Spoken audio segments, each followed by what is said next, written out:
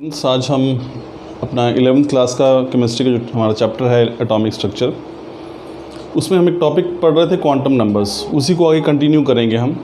तो हमारा जो आज का टॉपिक रहेगा वो रहेगा एजीमुथल क्वांटम नंबर्स। देखिए, हमने पिछले लेक्चर अगर आपने देखा उसमें आपको पता चलेगा कि क्वांटम नंबर्स होते क्या हैं। So quantum numbers are basically set of 4 numbers which gives complete information about electron in an atom. यानी कि 4 अंकों का एक सेट है जो कि हमें किसी भी इलेक्ट्रॉन जो किसी परमाणु में मौजूद है उसके बारे में संपूर्ण जानकारी जो है वो हमें प्रदान करता है। तो पिछले टॉपिक में हमने प्रिंसिपल क्वांटम नंबर की बात की थी। मैंने आपको बताया था कि प्रिंसिपल क्वांटम नंबर को हम n से डेजिग्नेट करते हैं और वो हमें जानकारी देता है प्रिंसिपल शेल की, जो मेन शेल है उसकी और उससे जुड़ी हुई एनर्जी की। वहाँ मैंने आपको बात बताई थी कि जैसे जैसे इलेक्ट्रॉन की दूरी बढ़ती है न्यूक्लियस से, नाभिक से, वैसे वैसे उसकी एनर्जी जो है वो भी बढ़ती चली जाती है। फिर मैंने आपको ये भी बताया था कि n जो है उसकी वैल्यू 1 से लेकर इन्फिनिटी तक हो सकती है, लेकिन फ़िलहाल हमें सिर्फ 7 ऐसी वैल्यूज़ की जानकारी जिनको 1 2 3 4 5 6 7 या फिर KLMN शेल इस तरह से हम डेजिग्नेट करते हैं। नेक्स्ट जो क्वांटम नंबर है हमारे पास वो है एजीमुथल क्वांटम नंबर। इसको हम एंगुलर मोमेंटम क्वांटम नंबर भी कहते हैं। The word is azimuthal quantum number. It is also called angular momentum quantum number. अब बात करते हैं इसकी वैल्यूज़ की, यानी कि इस क्वांटम नंबर की वैल्यूज़ क्या क्या हो सकती हैं। देखिए, एक चीज़ ध्यान रखिए कि हमारे पास कुल 4 क्वांटम नंबर्स हैं। पहला प्रिंसिपल क्वांटम नंबर है, सेकंड एजीमुथल क्वांटम नंबर है, तीसरा मैग्नेटिक और चौथा स्पिन। तो जो पहले 3 क्वांटम नंबर है वो इंटरडिपेंडेंट है, यानी कि L जो हम आप पढ़ेंगे इसकी वैल्यू इससे पहले वाले यानी कि प्रिंसिपल क्वांटम नंबर पर डिपेंड करती है। तो हम आगे देखिए वैल्यूज़ क्या है। Values, it can have all the values ranging from 0 to n-1। अब देखिए इसकी n की वैल्यू क्या थी, 1 से लेकर इन्फिनिटी तक। यहाँ पे L से इसको डेजिग्नेट कर रहे हैं। L की वैल्यू क्या होगी, 0 से लेकर n-1 तक, यानी कि n क्या था, प्रिंसिपल क्वांटम नंबर। तो यानी कि L की वैल्यू जो किस पे डिपेंड कर रही है, n पे। तो यहाँ पे जो वैल्यूज़ होंगी वो क्या होंगी, 0 से लेकर n-1 तक। सो L that is azimuthal quantum number, it can have all the values ranging from 0 to n-1। अब बात करते हैं L की वैल्यूज़ की। देखिए, अगर L की वैल्यू 0 आती है उस केस में हम किसकी और बात कर रहे हैं, हम बात कर रहे हैं s ऑर्बिटल की या s सबशेल की। अगर L की वैल्यू 1 आती है we are talking about p subshell, और अगर L की वैल्यू 2 आती है तो हमारे पास d की बात कर रहे हैं, और अगर L की वैल्यू 3 आती है तो हम बात कर रहे हैं f सबशेल की बात कर रहे हैं। तो ये ध्यान रखिए, हमने n जो है वो प्रिंसिपल शेल के बारे में बताता है हमें, L जो जानकारी देता है सब शेल। मैंने आपको बताया था कि n वहाँ पे कि n कैसा है, n आपके एक पूरे घर की तरह है, यानी कि पूरा घर उसकी लोकेशन जो है वो n बता रहा है, लेकिन उस घर में बहुत सारे कमरे हैं। उस कमरे से आप तुलना कर सकते हैं इस L की। तो आप देखिए, अगर L की वैल्यू 0 है तो s ऑर्बिटल की बात करते हैं, L की वैल्यू 1 है तो p की, L की वैल्यू 2 है तो d, और L की वैल्यू 3 है तो f की।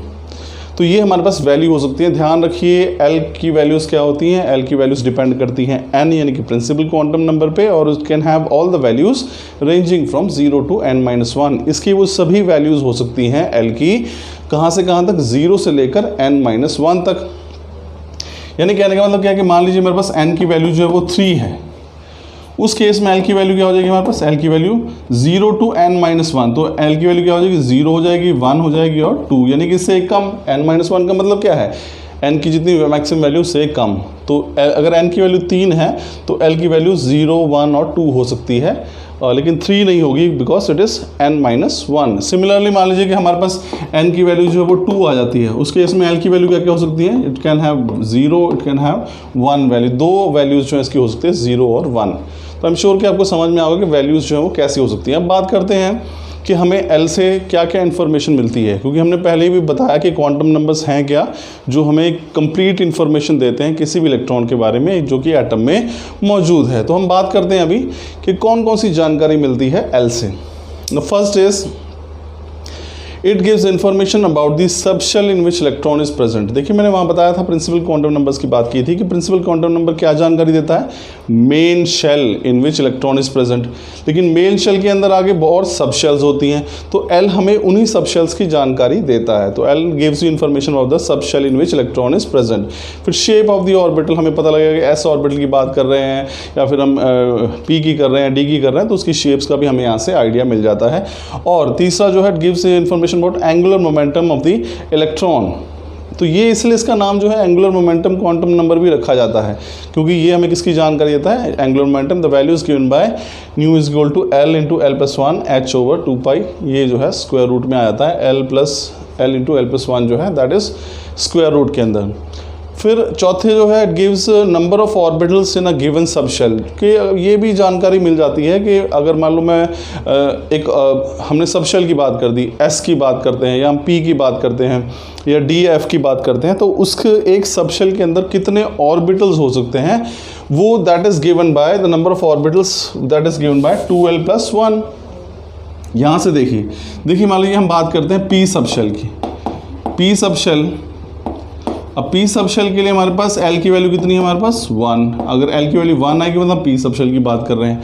अब यहाँ से देखिए जो नंबर ऑफ ऑर्बिट, अभी सबशेल के अंदर ऑर्बिटल्स हैं, वो ऑर्बिटल की संख्या कितनी होगी वो हम कैसे पता करेंगे, that is given bye 2l + 1।